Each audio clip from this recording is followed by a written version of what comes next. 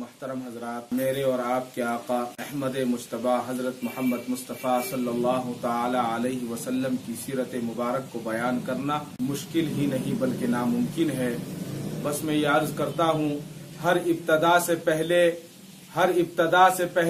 انتہا کے بعد ذات نبی بلند ہے، ذات خدا کے بعد دنیا میں احترام کے قابل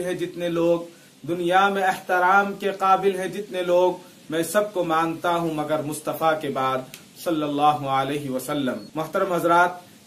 امام نصفی کا بیان ہے کہ خدا تعالی نے حضرت محمد عربی صلی اللہ تعالی علیہ وسلم کا سر مبارک برکت سے حضور اکرم صلی اللہ تعالی علیہ وسلم کے دونوں چشم مبارک حیا سے، آقائے مدنی صلی اللہ علیہ وسلم کے دونوں گوش مبارک غیرت سے، اور حضور اکرم صلی اللہ علیہ وسلم کے دونوں لب مبارک تسبیح سے، آقائے مدنی صلی اللہ علیہ وسلم کا چہرہ مبارک رضا سے، اور حضور اکرم صلی اللہ علیہ وسلم کا سینہ مبارک اخلاص سے،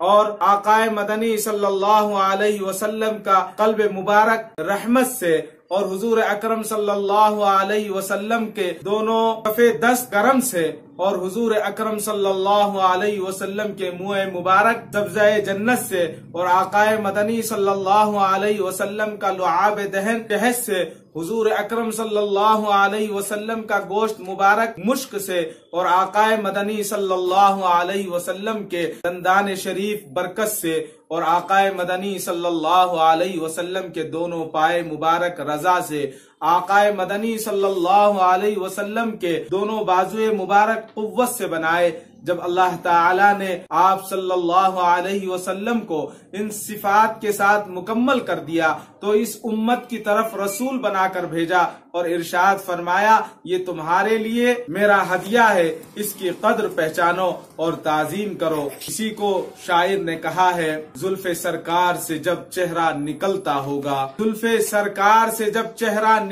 ہوگا پھر بھلا کیسے کوئی چاند کو تکتا ہوگا، دہلیز جس کو مل گئی میرے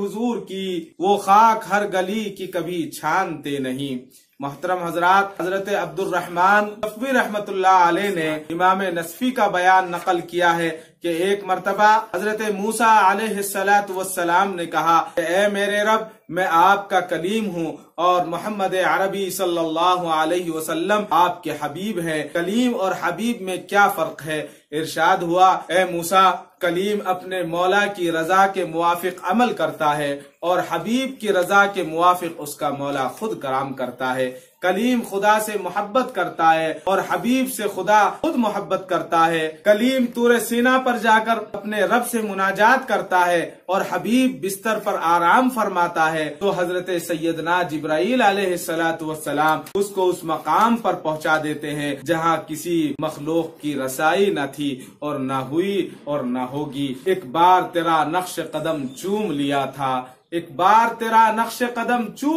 تھا، 100 بار فلک شکر کے سجدے میں جھکا ہے۔ شافیے روز قیامت رحمت للعالمین،